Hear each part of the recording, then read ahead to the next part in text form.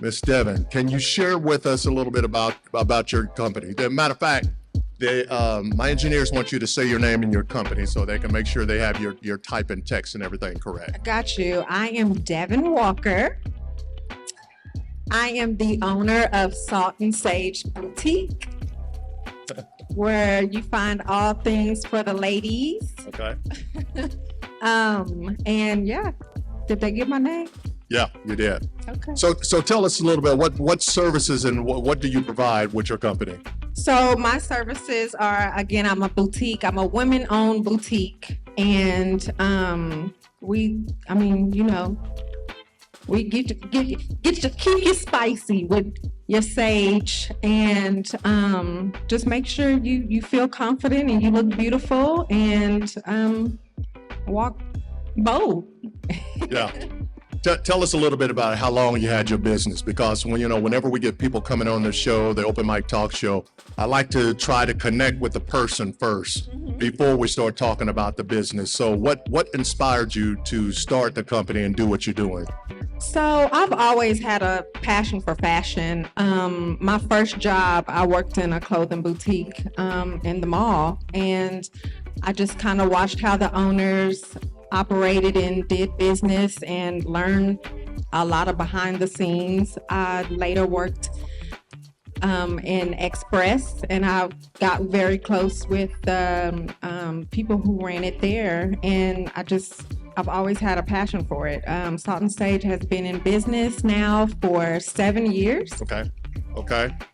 Yes, it was a long time coming. I wanted to do it well before 7 years ago, but I have 3 children, and so every time I had a baby, it just got pushed out. And but everything happens for a reason, and we started 7 years ago, and we're still going strong. Can you share with our audience maybe some obstacles you had to deal with when you first started the company, but you overcame, just so if they're experiencing something, knowing what to expect? What are some of the first obstacles that you experienced when you started the business? Well, when I started the business, first off, I always have a business plan.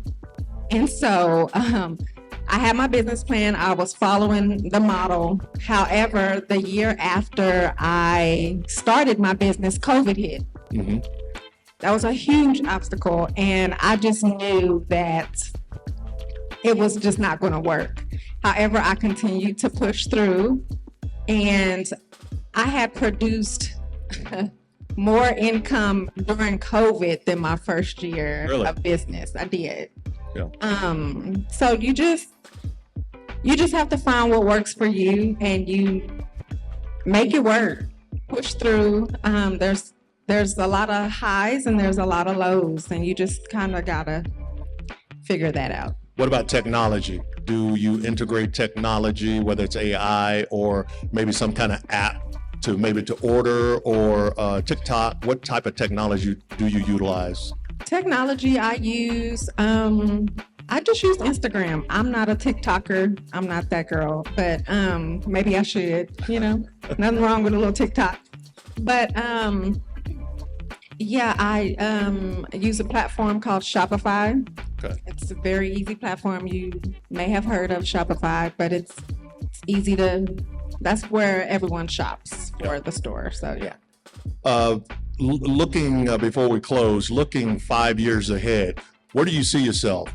Do you see maybe franchising, or hey, I may do this just a few more years and transition to something else? Where do you see yourself the next 5 to 10 years? The next 5 years, I see myself, I don't think I would franchise.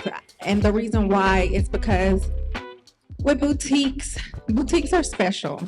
So I only have so many pieces in a particular style, because everyone doesn't want to walk outside looking like everybody else. Yeah.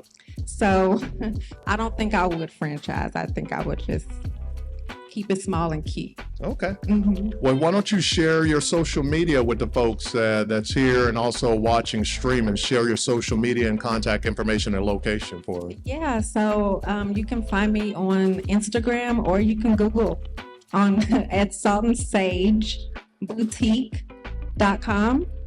or you can saltandsageshop.com. Either one. It'll take you directly to the store, and that's how you can find me. All right, ladies and gentlemen, give a round of applause.